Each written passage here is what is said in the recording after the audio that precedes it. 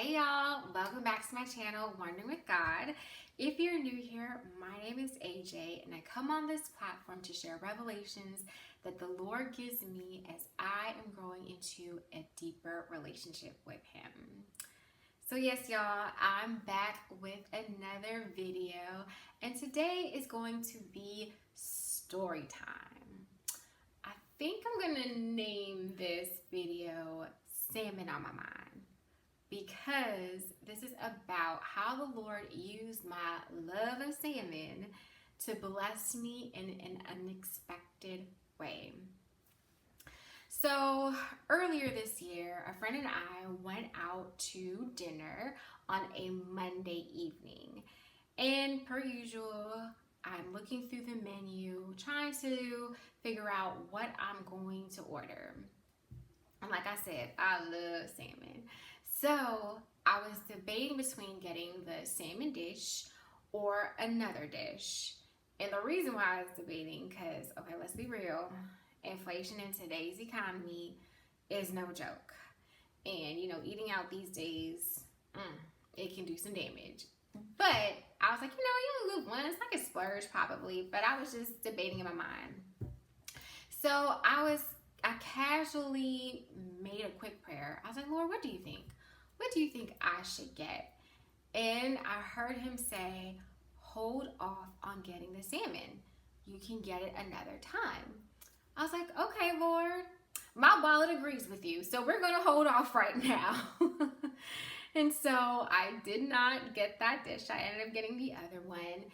But from that moment, I had a deep craving for salmon that I could not shake all that week. I just could not shake it off. It was on my mind. So let's fast forward to Friday. Friday, I had the day off and I had a myriad of errands to run. Some locally, but some in another city that was almost an hour away from me. So I decided to knock out that other city first. And I was doing it, okay? I was checking all my errands off and I was just so hyper focused on getting all of these things done.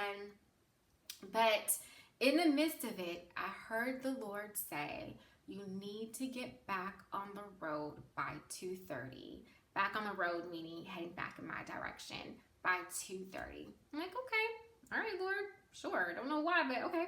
So I was able to wrap up a few more errands, and by the grace of God, I got on the road by 2:30.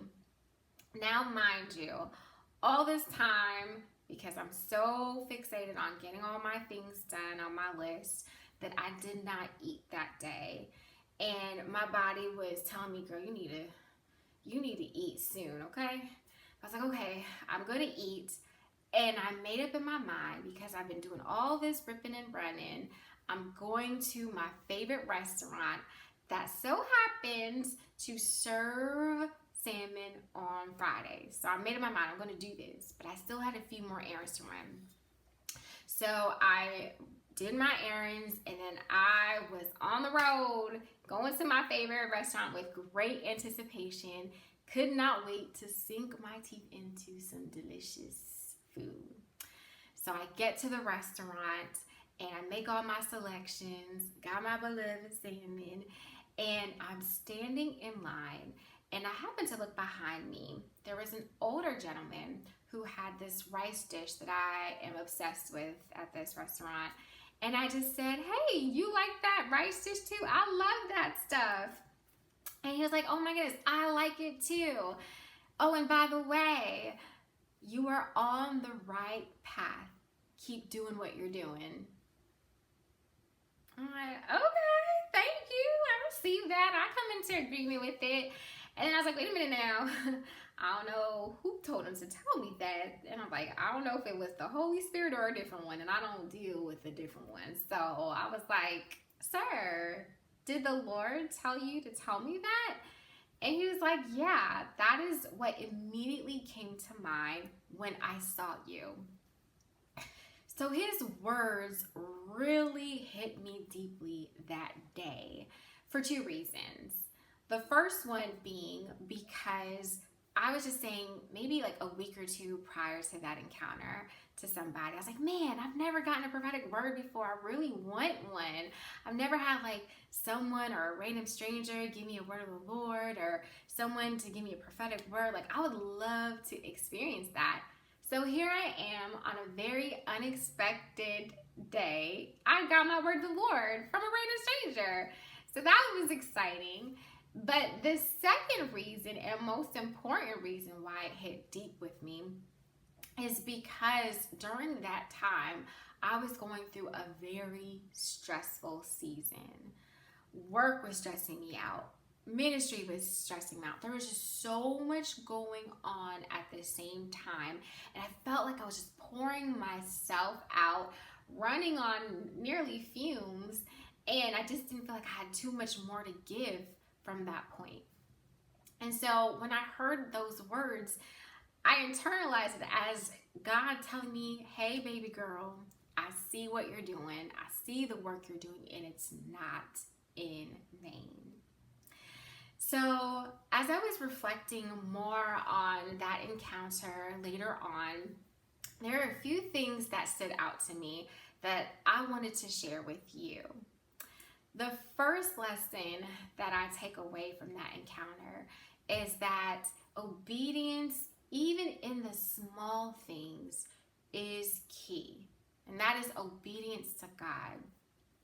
It's very easy to kind of brush off some things that we think are insignificant that the Lord may be telling us to do, but we have no clue how those insignificant requests or things that He tells us to do can lead to a huge blessing or some other type of impact. So let's back it up. On Monday, again, it was just a casual prayer to the Lord. Lord, what should I do? He said, hold off. If I didn't hold off from getting salmon when I wanted it, when my flesh really wanted it, I would have not had that craving. That craving wouldn't have been so strong because it had me in a chokehold. But I would not have had that craving. And it wouldn't have driven me to want to go to my favorite restaurant, which I knew served salmon on Fridays.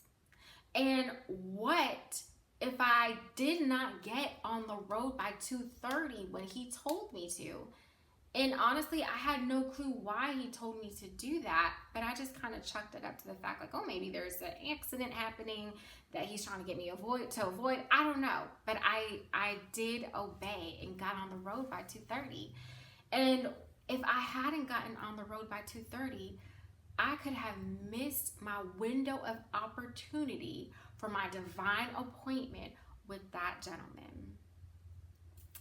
So the second thing that stood out to me is that just because God tells you to wait on something that you believe that you deserve right now, here and now, you're ready for it, you've done all the preparation for it, and you feel like God is telling you to, hey, stay right there, not yet, hold on. Just because God's telling you to hold on does not mean He is trying to withhold something good from you. No. He just may be orchestrating an incredible plan behind the scenes to lead you to or experience something more than you even asked for.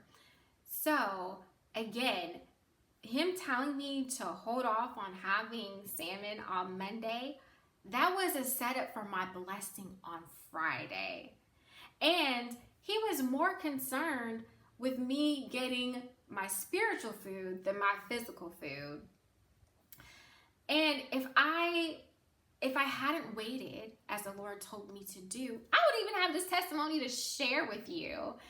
And so I feel like this is probably the most important point of the story, that when you're on hold, because we've talked about being on hold in the past, just know that God is orchestrating a plan that we can't even think or imagine. He has more in store for you than you could even try to imagine for yourself.